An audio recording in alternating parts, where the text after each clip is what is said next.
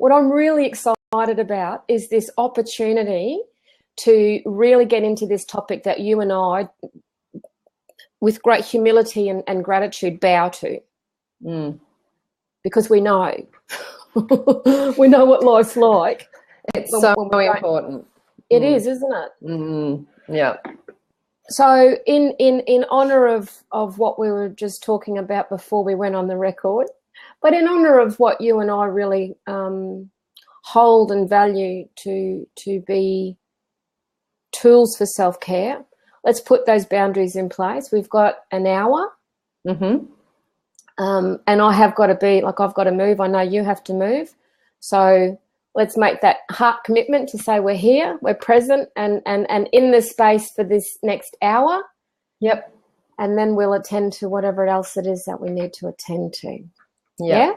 Sounds and good I'd to really, me, Bron. Well, we've got a few people that have subscribed. Whether people actually are able to arrive or not, I'm not fussed about that either, because I've had an epiphany this morning that I'd love to share with you. Yeah, cool. I know, I'm so excited. I'm just excited because you're excited, Bron. Oh, my heart, honestly, it just felt like. So in light of what I was saying about, I'm not concerned. I don't have any discomfort around whether anyone actually physically joins this conversation or not. Yeah. Because this is goal for me, to have this time with you and for us to share this space on a, talking about a topic that we both feel so devoted to. So that's the number one. Number two, I really do want to honour the fact too that people, if they really do want this kind of information, they can come back and listen to the replay. Yeah. And they can scoot through, they can fast forward and, stop at points that they think is really useful for them. So I'm really comfortable with that. Yeah, that sounds good. Me too. I'm happy with that. Although I did try and do a little blab just out of the blue. It just didn't work yesterday. I can really see the benefit of scheduling and, being able to subscribe. And even if you couldn't, like, I like the fact that I do subscribe, even though I'm not really sure if I can make it with time, but then I know at least I'll get a notification for the replay. Same. Yeah. And I love that. I love that we've got that access. Yeah, so me too. Here's the beautiful epiphany, and I'm trying not to look at those notifications as they pop up on the right, the blab notifications. So the epiphany that I had this morning, because I'm really wanting to go deeper and deeper into my self-care journey. Yeah. As you know, the life demands that I'm experiencing at the moment, and work demands, they've really ramped up. So I'm looking at it from a really grateful perspective and going, okay, universe, thank you. This is more opportunity for me to, really dig deep into this self-care stuff. Yeah. And as I'm having this, just this lovely conversation with, the God of my understanding, I had this sense of, I so love Blab. I so love the opportunity to connect and really, I feel like I'm finding tribe. Yeah. So I thought, well, what is it about Periscope? And bam, Kathleen, it just came straight away. It's connected to my core issue, my fear of rejection. Oh, so when I go into Periscope, oh my God, I just felt so excited about it, because I thought, well, now I've got this really good chance to now look at it for what it really represents to me. Not about that I feel awkward or I feel a bit klutzy or I'm just not quite sure. It's not that, actually. It's all about this core issue, which is deeply stitched into my fear of rejection that I've worked so much on. But there we go. Periscope's gone, oh, there's a bit left. Let's scratch the surface of that and have a look at it. Yeah, okay, that's pretty cool. Now that I feel like I know what's getting in my way, I can now do more in attending to my self-care, to nourish and nurture myself, to then make some choices around, well, what does that now mean? Mm-hmm. So that's what I wanted to share with you, because I'm so excited. It's good. So does that mean that you're not going to go down the road of Periscope at all, or? are you still going to do that? I am. Yep. I am. I've decided what I'm going to do, and I've only reflected a little bit, but what I am definitely going to do is I'm going to go into Periscope. I'm going to give myself 30 days, and I'm going to go into Periscope and use it as a deliberate strategy to actually love up my fear. Oh, good. Yeah. So you're going to, So you scratching by when you say you're scratching the surface, you're going to actually allow what needs to come up to come up. I'm just going to allow myself to sit in, and if I sit in Periscope on my own, actually, and because what my topics will be, and this has just all come this morning, like within a half an hour of, before I even went to yoga, but what my topics will be, they'll be about addressing that and how I'm using Periscope to address that. Yeah. To address that, and to love that core issue, not have the fear of it. Yeah. The worst thing that is going to happen is that I set up, maybe 15 Periscopes in 30 days and no one comes, and then what? It's not going to happen though. But if I really want to honour that space now and just go, okay, because here's the really interesting thing.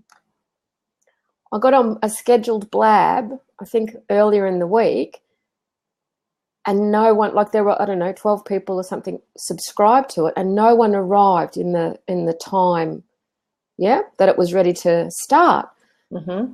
So I had this very different response. I got the giggles. Honestly, I did. I'm just sitting there kind of going, okay, all right. Okay, so I'm just going to use this as a practice platform, and I'm just going to actually work on getting my message out there. So as I just dropped into that relaxed kind of state with it, people came in.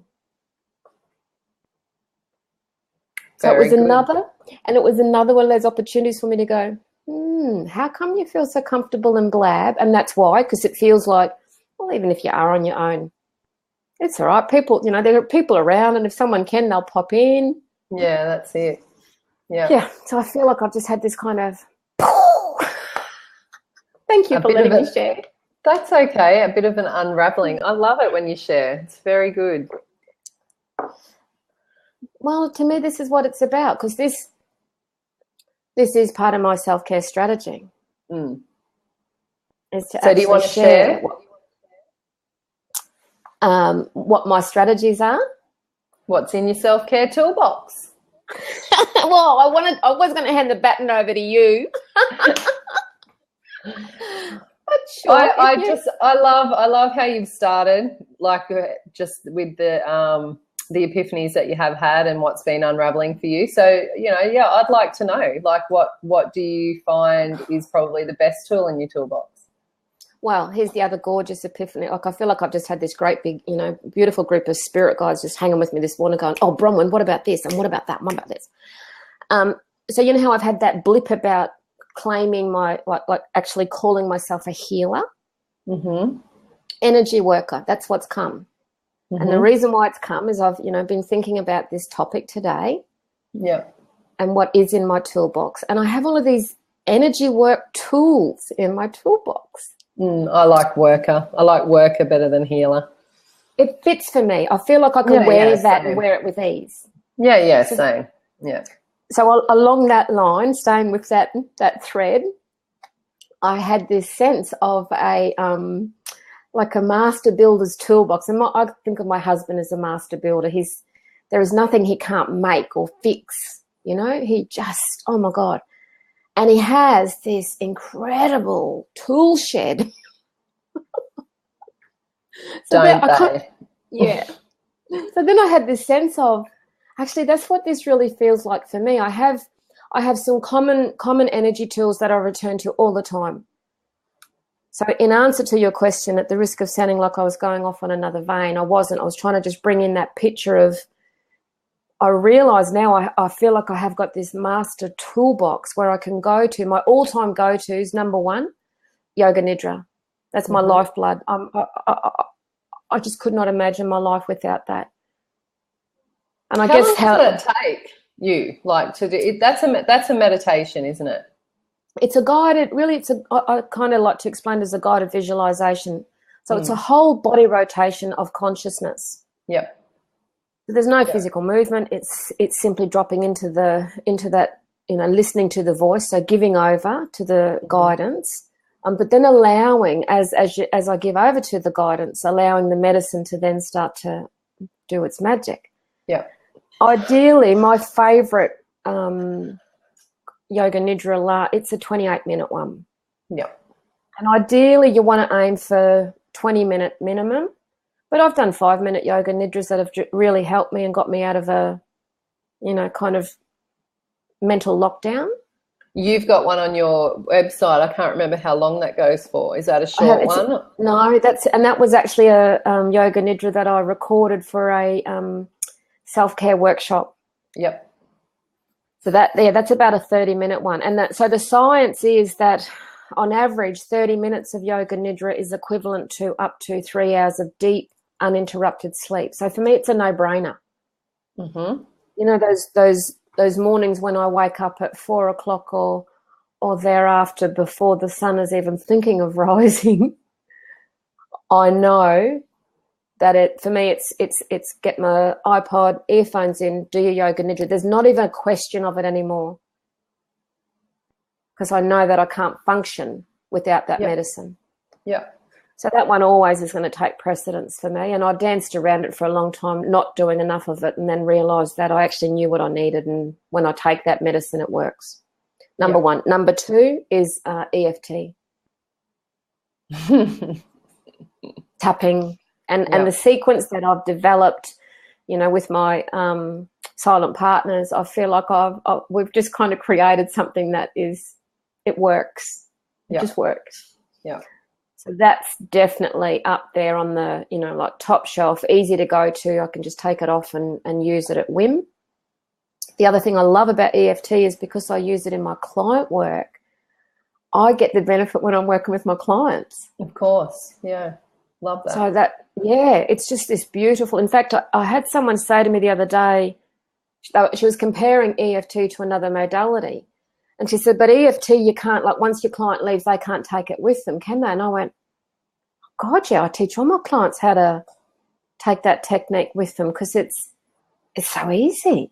So that's do you kind of have something that they can, do you have like a little printout or something that they can take I teach by doing. I teach that mini tap in a way of saying, I mean, it's the ultra mini tap, obviously.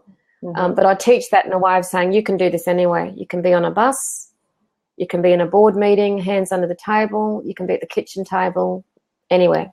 Yeah.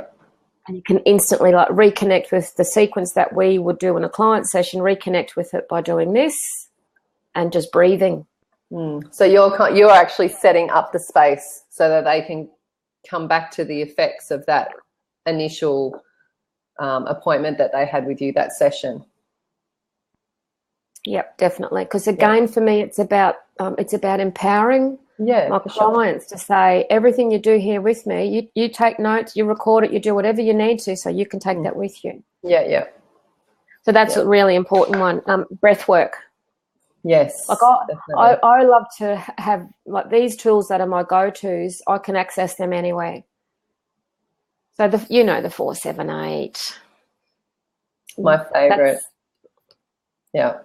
That's probably one of the top ones on my list for sure in my toolbox. I love it.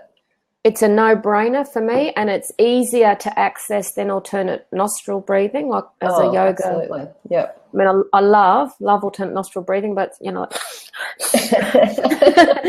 a little bit wacko. Might look a little bit different on a bus or something like that. I think so. Or the boardroom. Yeah, I like the simplicity of the 4-7-8 breath because it doesn't take a long time. And, exactly. I don't know about you, it's just time seems to be a big issue with people when it comes around self-care. Definitely. So they're the kind of, for me, they're almost like the unconscious. I can reach out and just go, oh, I know how to grab that, know how to access that, know how to use it. Breath work and water. Water is definitely medicine for me, and I have to constantly teach myself to sip, not guzzle, for the cellular memory release work. And talking, like actually reaching out and talking to beautiful people that I love and adore and trust and respect, and asking for some, can you just give me some time and space? Yeah. That's medicine for me. Yeah. Oops. So they're really my top 5. And like I said before, that concept of having a master toolbox, it's like, well, they're the ones that I can just easily, readily go to, access them, use them instantly. And then there's this whole raft of other. Oh, of course. So just elaborate a bit more on your water. That's intriguing when you said you really have to slow yourself down, sip, not guzzle. Not guzzle, yeah. So I was taught about that. Thank you. I would love to. I was taught in, I'm trying to think of the year, it would have been 1982. I studied applied kinesiology, and only did a year short course in it. And that was, I'll always remember the metaphor that we were given in regards to seeing water as medicine to actually assist with releasing stored cellular memory.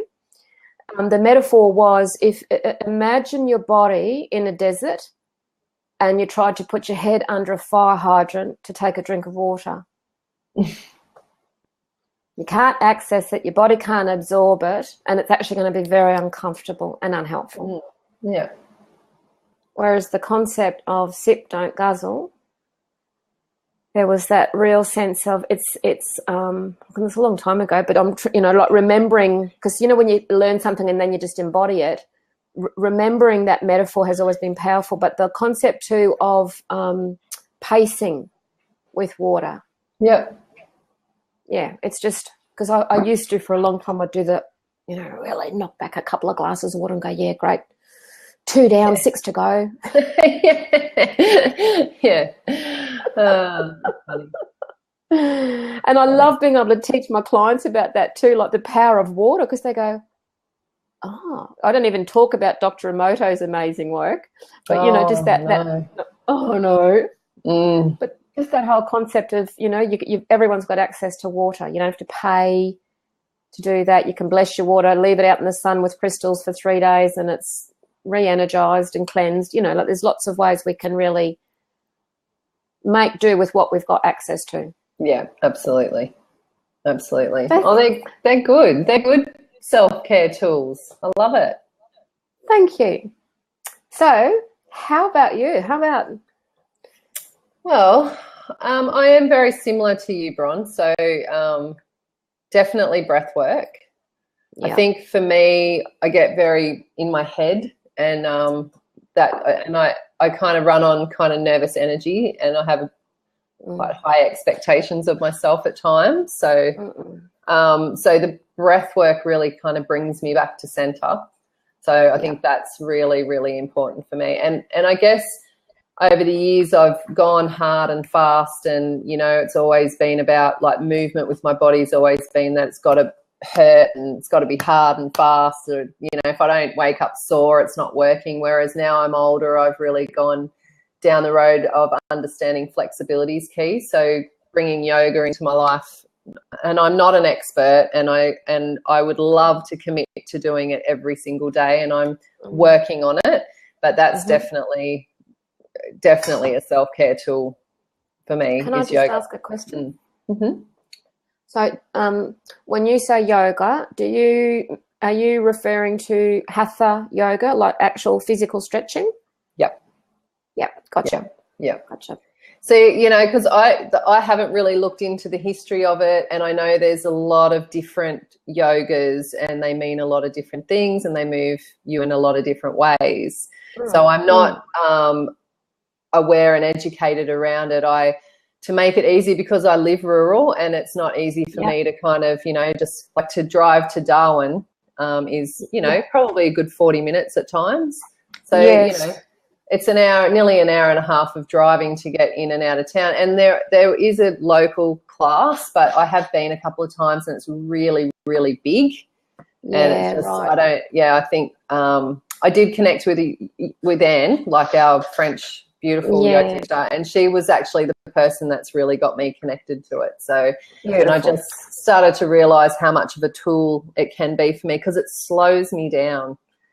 And I'm really resistant to it still. Sometimes I sit there on my yoga mat and I'm doing the moves and I'm like thinking, oh, I can't wait till this is over. And I'm like, just breathe and be here in the moment. So it's a tool to keep me coming back to this moment, because I feel it's very important, and something that I teach is really being in the moment. So breathing and yoga and flexibility, which I get all those things, and meditation, I get all those things from just yoga. So if I can't do everything and I can just do half an hour of yoga, I feel like I've had a real win for the day, you know.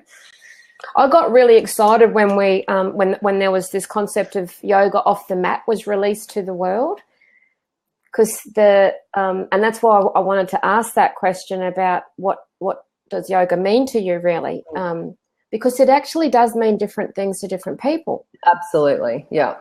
So Absolutely. 30 years ago, the concept of hatha, and it was actually called, like I can remember my first class, it was called hatha yoga.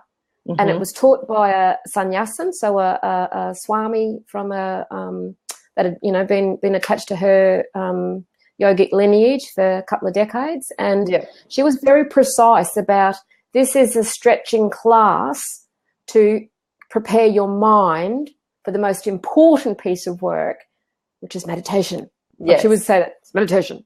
Yeah. Hatha yoga is to prepare you for meditation. Because meditation is everything. And I was, the resistance. Oh my Lord. Yeah, I know. And that's what I love. I love it though. Like, I'm really honoring resistance. Beautiful. Because we need to, we come up against something, it's obviously ready to be sorted. So I'll just try and, recognize it, do whatever I need to do. If I've got to pull some self-care tools out of the box to do it, to get through the other side. And it's just so cool. So yes, there's still, because I do really like to exercise, I've always kind of looked at exercise being a self-care tool for me. I like feeling pumped and energized, and I like how it makes my head feel. I burn off a lot of excess nervous energy. I don't want to sound too flippant, but I kind of, I do have that real Gemini, I'm all over the place sometimes, and my head, I'm very mental. So I'm an overthinker, but I've worked through that, and I'm a lot better at it these days, So, I should say I was an overthinker, but there's just, little times it does creep in, but I'm able to pull from the self-care toolbox. So yoga's great because it has a little bit of everything. I'm getting, what exercise I feel like I need in a different way, and I'm getting the breath work, because you need to breathe with the movement. And I'm also getting that little bit of meditation. So, it's a great, it's kind of a biggie for me. Yeah. And could I just also encourage you to talk a bit about the energy work that you do? And I know, I'm fairly sure you and Katrina ran a self-care workshop. Yeah, we did. A little while ago. It was last year, actually. Wow, time flies. I know, it was like a year ago, I reckon. Probably over a year ago. So it's we were kind of hoping to do another one this year, but of course she's been traveling a lot and I've been traveling a lot and busy, so it just hasn't happened. So my energy healing work. I use quite a few different modalities. So Reiki, crystal healing. I use essential oils and bush flower essences sometimes in the session when I'm seeing people face to face. I've got a few modalities in my toolkit that I pull from. And, of course, my beautiful cards that Om made, my aura color cards that I always start the healing with. So, my healing work is really I'm a bit like you with being an energy healer, I have to do this, my darling. It actually looks like you have got wings behind you. I'm sorry, I just had to do that. It was just the window, the round window. Yeah, that's my master builder. There's nothing straight in this house. We, round windows, curved walls, twisted piers. Yeah, I love it. Quite funny. And am I also right in thinking that when you said the face-to-face work, you'll use the crystals, bush flower essence, and a few other tools? You also use them when you do distant healing, right? Yep, definitely. Because, that's where I was going before. Like you, I do struggle a little bit with that title of energy healer, because I really believe that I'm more of a facilitator in the way that I hold a space. I create a space and I hold a space for that person, and more so their energy, I suppose. For them to kind of, release what's needed in the moment, and then really the healing is up to them, whether they allow that, where they go with it, how they allow it to assimilate, stuff like that. But it always, every time people get off the table, or I finish with a client, because yes, I do work online as well. Everyone feels lighter. If it's a theme or a word, I can say that people feel, it's like, oh, I just feel lighter now, so that's the start. Or they can think a little bit clearer. So then, I've created that space. I lovingly detach, and off they go out into the world in that beautiful space. Online, yes, I love it. It's still as powerful. I have experienced it. I can vouch for that. Oh, it's so good. I still use my cards. I use Simply Healed. It's my go-to distant healing modality. I love it. I still plug in the energy of crystals and oils and flower essences, because that's the beauty. We don't, as human beings, we like to have those touchy-feely things, and we've had a discussion about what self-care tools are in the toolbox, before. Correct. And, I love my crystals. I love my flower essences. And I love cards, and I'm a human being, so I like to touch and feel and smell, and, it's part of those senses, but when we get into that sixth sense, our intuition, if it's not in our space, I'm confident enough that I can just ask for the energy to come in and, work with me or wash over me or help me in some way. And I can do that for clients as well. So I definitely do, bring the energy in of those tools, even when I can't physically go, well, here, Bron, hold this crystal, or, allow me to put this on you. And, it's lovely. I love my face-to-face clients that can come here and they like that. It's what they want. They want to lay on the table. They want that touchy-feely kind of moment. But I love my distant healing clients, and I love their trust, and, in that process of sometimes being across the world even, I've done a healing of someone in Norway, and I don't know if you get further than that away than from Darwin. So, it's great. So would I be right in thinking then, because I'm listening to you, and I'm also processing this concept that it feels to me like there's a lot more recognition and acceptance now for us to really give ourselves permission to hold a high intention for our well-being. Definitely. Without even necessarily having to access physical support. Now, I'm not for one moment negating physical support. Oh, no, of course. No. But I'm just wondering what your thought process is along that concept of, because I'm thinking, what if there were people there's 13 people viewing, someone else has just actually come into the actual room, but for those people that are viewing who have subscribed and wanted to, either participate or hear about self-care, what's in our self-care toolkits, I'm wondering if, I'm always trying to think of what we can give. That we're both givers. So I wonder if we could help give our listeners the opportunity to start thinking about having a higher intention for their well-being. Yep. And actually owning that as a self-care strategy. Like if they could do nothing else. It's the first step, isn't it? It is, isn't it? Yeah, because at the end of the day, every single one of us, it is about self-worth. It's how we hold ourselves in that, how worthy we are. And sometimes we push through life and we forget to look after, it's usually when people really burn out or really hit the deck and they kind of go, whoa, hang on, something's got to give. you know. And but I do feel, I don't know if you mean, like, I think the energy's changed around this day and age where it's actually more accepted that we can take some time, because the biggest thing is people feel selfish, or they feel lazy, or they feel that it's not about them, it's about this person, you know, like there's a lot of things going on, but there is a lot more acceptance because it's just so important to look after ourselves. And if we don't have a toolbox in place, yes, setting an intention that, well, yeah, I do actually deserve to look after myself, and turn that energy inward for a minute and maybe start to create a toolbox and see what works for me. You know, sorry, I was just, no. Sean just said he feels the best when he takes time to read and then journal with a good coffee. See? Yeah. Simple. Yeah, like it is. This is the beautiful thing, isn't it? And so I feel like we're actually moving more into a time and space where people are starting to actually give themselves permission. Yep. Because you know what, Sean, if that, like, I know there would be in the old days,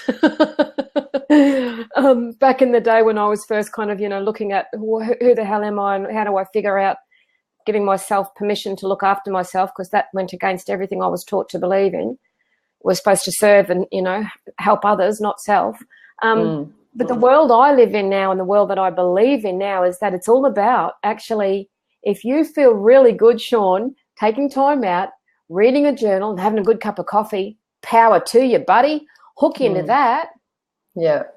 You know, good. And I'm not saying pump into 8, you know, go pump up with 8 cups of coffee every day, because as a health coach, I'm not gonna, but you know what I mean? Like, and this, so coming back to this notion of intention, I remember, I don't know, probably 10 years ago, I think it was Lynn McDonald, she started sweeping across the internet with this concept of setting up intentional communities. And a piece of research I remember reading that just validated and affirmed me, but really astonished me, was NASA had done some research around unidentified light spots around the world. So from space, they were assessing, you know, there were different elements of light. And there were about 20, if I remember correctly, about 20 spots around the globe that weren't registered on NASA's list.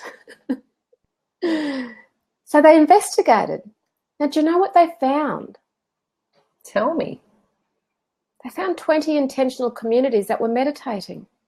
Oh, interesting. So it fascinated me. Yeah. So there was this intention being created, both online and offline, where people would physically come together. And if you couldn't physically be in the space, you would commit to being intentionally, mentally, emotionally, spiritually available to contribute into this energy of world peace and well-being for the planet. Love it.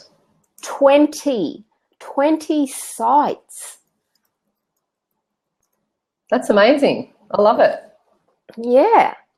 So, I just think that's got to be at least 10 years ago. And I just think now the world has changed so much, hasn't it? Even 20 years ago, you couldn't walk into a news agent and buy angel cards.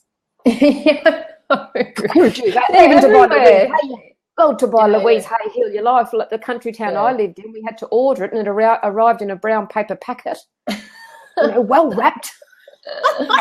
Nothing about Hay House on it. Like, and I know. There's a big shift. There's a massive shift in consciousness, and definitely because there's so much more information so easily accessible. Like, we are actually bombarded. We can, having the World Wide Web now, I mean, oh my goodness.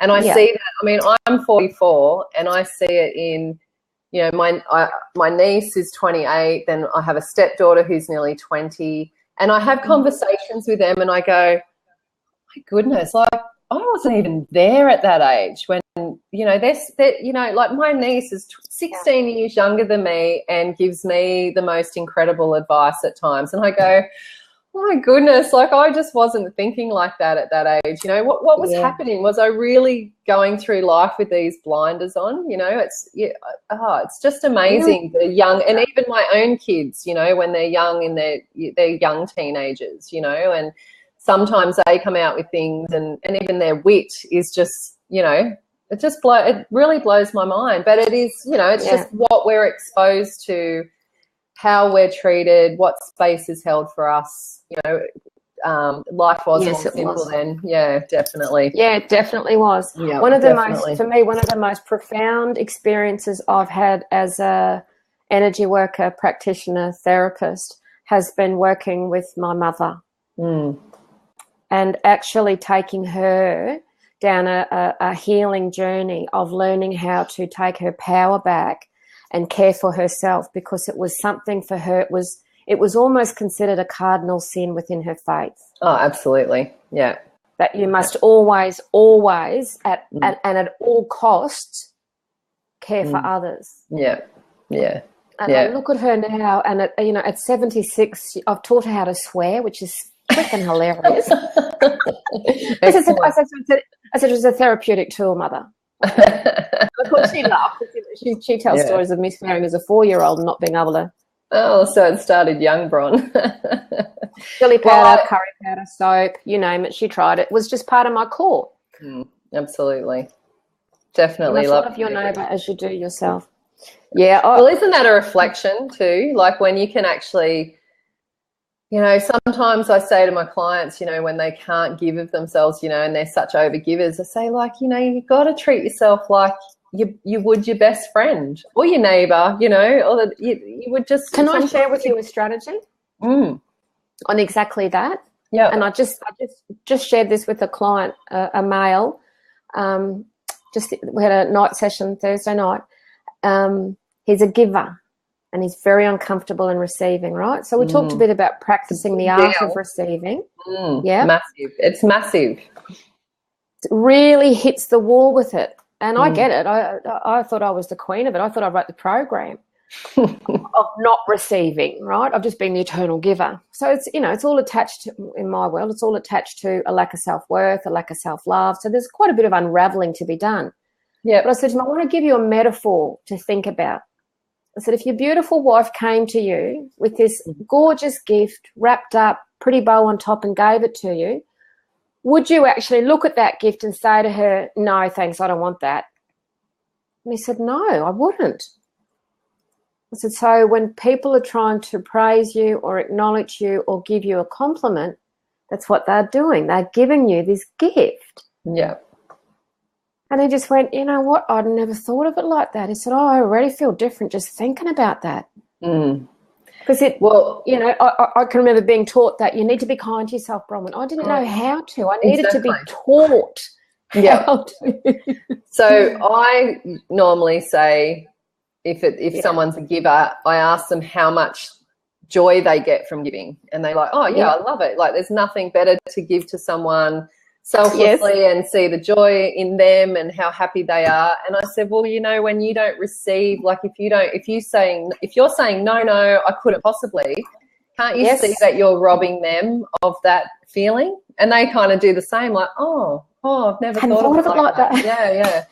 So it is, it's a good little way to, you know, kind of make people think about the next time when, you know, they go to say no, that they might actually go, oh, exactly. You know, I said, just next time, just say, yes, that'd be lovely. Thank you. And allow them that pleasure and that joy. And, you know, might feel a little bit uncomfortable because you're not used to it, but you'll get used to it. It's lovely, you know. Yeah, it is.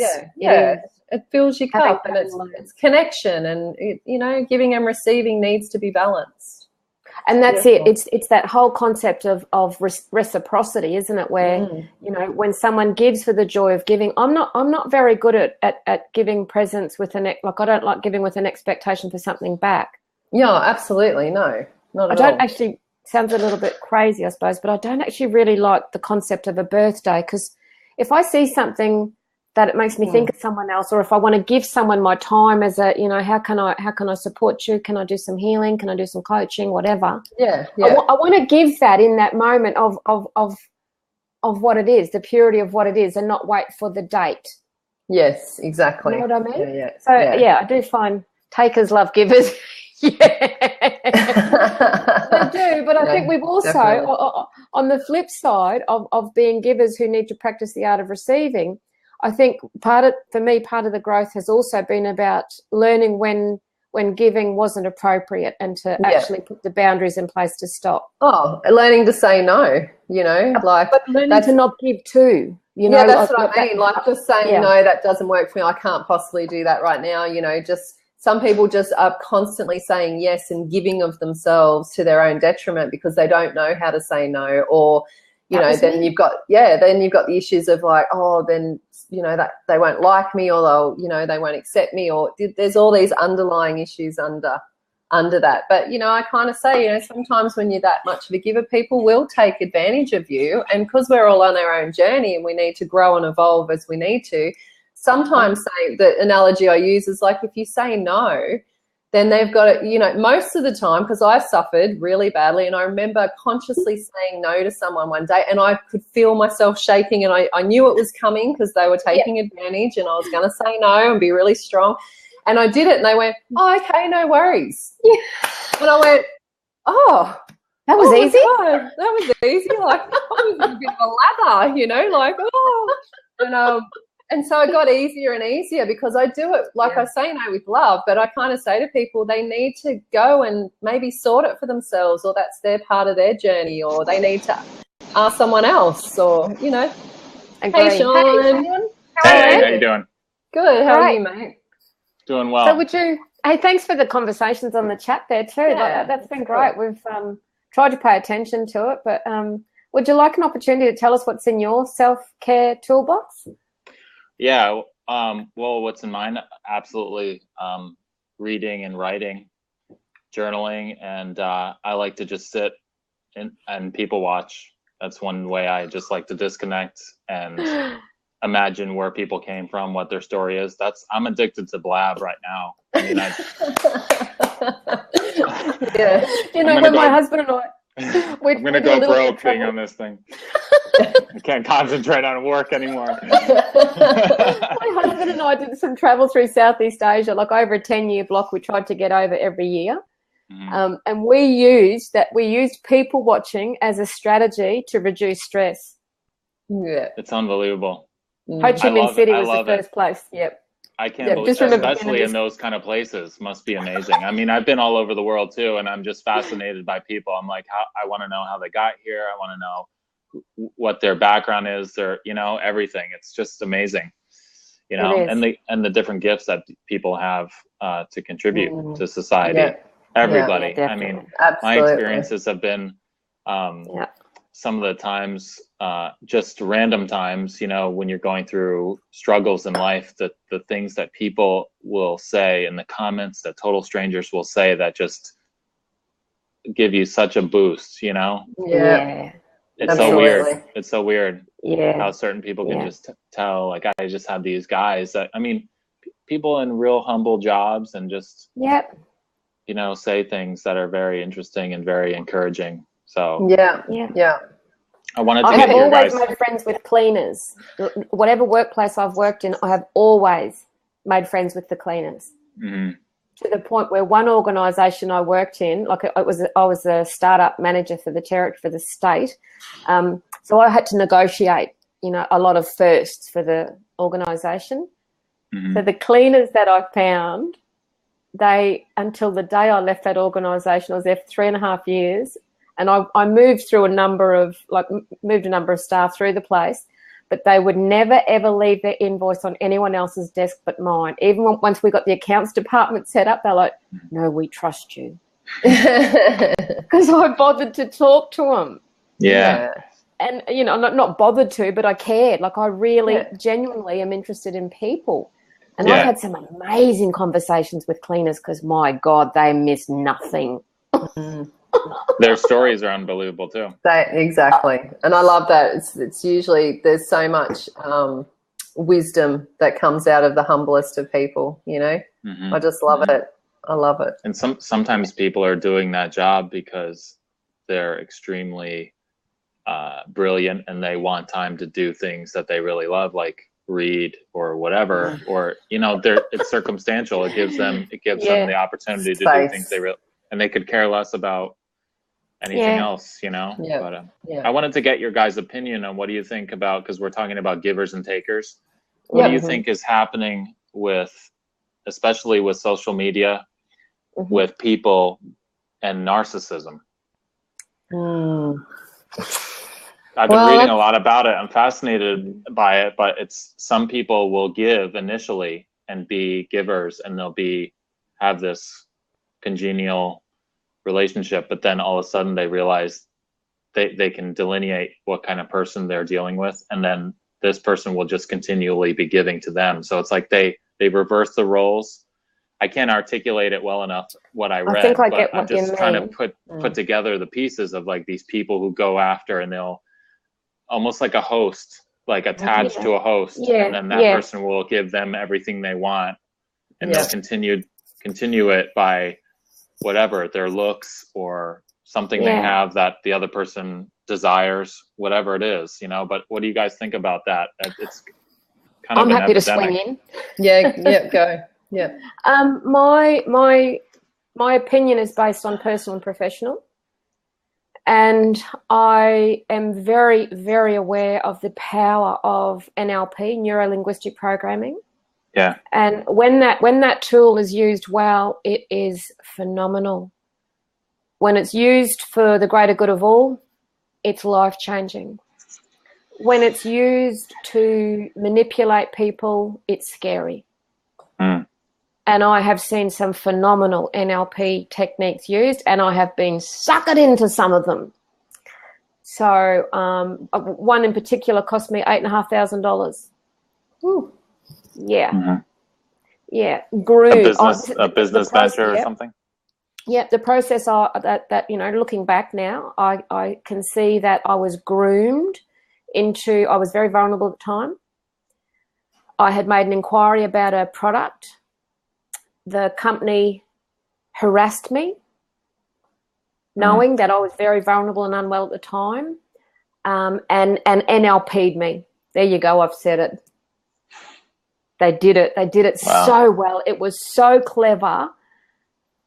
Before I had realized what I had even done, I had signed over my credit card details, and I was signed up for an $8,500 debt that caused a whole lot of grief, stress, anxiety, frustration, anger, probably a few others that I haven't mentioned. And I do have a different awareness of how I see some of that playing out across social media because of my own experiences. So I do believe there are some people that are using social media, live streaming, particularly, to be able to convey strong NLP messages. It's happening. I see it. I want to have a higher belief that most people on this planet are trying to do the very best they can with the skills, tools, and knowledge that they've got at the time. And I know that there's some incredible people on the planet that have used techniques like, and I'm not slamming NLP. Like I said, when it's used well, it's a beautiful tool. Tell me exactly how someone would use it again, because I've heard, you know, I'm a fan of Tony Robbins, and I know he's been doing that for years. But it's like the person's physiology. What else? I mean, how does it work? Oh, mate, I would not even begin to try and summarize it. You'd be better off actually. Is he in here? No. There's some great people on Blab that have got some really good information on NLP and that are using it for the greater good of all. When it comes to some specifics for how it can be used to manipulate, you think of a car salesman. You think of some of the techniques that, well, not just car salesmen, but salespeople in general, some of the techniques that have been used. Yeah, I'm a salesman. So some of the techniques that you can be taught are talk it up, build rapport, build trust, get people listening, get them involved, get them engaged, make the sale. Drop, next. Build them up. You with me? Yeah. I've heard of NLP, but I don't really know what it is. Neuro-linguistic programming. It's a technique that can move mountains. It can be phenomenal, and there are a number of different aspects as to how it would be can be used. Like I said, I would not even begin to attempt to summarize it, because someone would, I'm sure, swing in and want to slam me for getting that wrong. In relation to your question, in regards to narcissism, I still actually do believe that most people are trying to do the best they can with the skills and knowledge and tools they've got at the time. Yeah. I agree. And not everyone has an agenda. I call it been, yeah. And not everyone's actually hit their rock bottom where they've actually had to stop and assess and reevaluate what they're doing, why they're doing it, and why on earth they think it's ever going to make a difference. Because that's where I think real change happens. Up until you hit and this is me talking, up until I hit my wall of crash, burn, holy shit, I really hadn't paid attention to how I entered a space, how my conversations impacted on people, how I was being interpreted, how I was being perceived. I was too caught up in trying to stay alive, literally, like just stay alive, keep focused and try not to let the fraud police find me, because once the fraud police found me in my head, I was convinced that was it, game over. I would have been shot. Seriously, that was the story in my head with all the noise in my head that I had going on. So, there are some people on this planet that would look at me now and just go, what the hell happened to you? When I met you 10 years ago, you were a machine gun. Yeah, I was. I own it. I was. I was very focused, very driven and on a mission. And my mission was to run out of fear of being exposed. That's a good reason. Yeah. It was survival. I had to, in my world, I had to. If I didn't run, someone was going to shoot me. And then when I stopped running and actually did stand and speak my truth, I got excommunicated. So, leaders get shot. Yeah, they do. But you know what? They rise again too. And you found a hell of a lot of self-care tools for your toolbox. Yeah, I did. And I found this beautiful soul family. So while I got excommunicated, from a very traditional Catholic biological family, I got this awesome family now where I look at Kathleen, she's my sister. So I think we're entering a space where I see a lot of value, Sean, with live streaming compared to the 2D social networking platforms, is there's less room to hide. I don't see trolls in here. Yeah, Have you ever seen a troll want to get in and grab a seat? They might come and try and bomb a chat column, but then they piss off. They're not going to expose themselves. That kind of behaviour comes, in my world, trollish behaviour is about someone who doesn't feel good about themselves. They have a desperate need to attack other people because actually they're internally attacking themselves. And I do believe that there's quite often a sense of trying to find some fit and belonging in the world and go about it in a way that doesn't appeal to me. No, it's a bit twisted. You know what I mean? Yeah. Yeah. Have you been on Blab long, Sean? Have you been on this space for a while? Since yesterday. Oh, wow. Okay. Oh, yeah, you're on. Yeah. So, it's so much fun. Cool. Yeah, it's amazing. So cool. Yeah. So, we've only really been on it for a matter of weeks, really.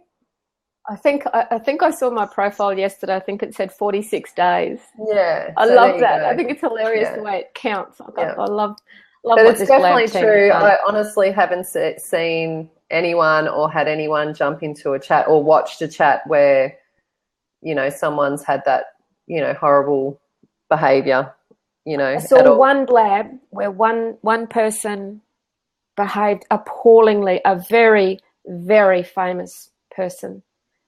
On Blab? Wow. And the interesting thing for me was, initially, I honestly, as I saw it, I just kind of went, oh, man, you poor person, because I know that this guy is incredibly famous, right?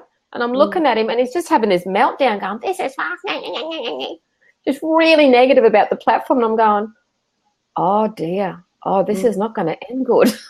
There's bigger issues. Yeah, definitely. Seriously. It's sad. It kind of looked a little bit like how you can just tantrums. Yeah, I like how you can just get out of a blab if you want. Yeah. Stay there. Well, you put up a title for your talk, and of course it's a conversation. So here we are, talking about something totally different. But you know, people can jump in at different times and be in a conversation like, oh yeah, this is not what I thought it was, and out you go. You know? So That's right. And it's good. That's right. It's in, like Bron always makes sure she lets people know it's in beta mode, which is in test mode. So it's you just need to be very forgiving of the space, you know. And grateful. Yeah. Yeah. And the people that are doing it are awesome. Yeah. How supportive are they? I mean, I tried to host a talk last week and I couldn't, my camera and my mic wouldn't align to Blab. Something was going on. And so, they have some glitches going on right now. Yeah. And because everyone's going to it. Oh, absolutely. But they're so amazing. Like Bron opened the space up and I jumped on my phone and went in, you know, and we still had the conversation. And but I just tweeted them later and, like, you know, next minute I was on, you know, a peer in having a chat, and then we, you know, I got in and she just guided me and we sorted it, and here I am. So they're so that's awesome. Yeah, they're so good. They're so good. Really Hey, good. so Sean, Kathleen and I are both time honouring devotees. So we allocated an hour, but just before we wrap it up, so you love to read, you love to people watch, you love to drink coffee, and you're in sales. Do you want to tell what kind of sales are you in, if you don't mind me asking? I do insurance and investment products.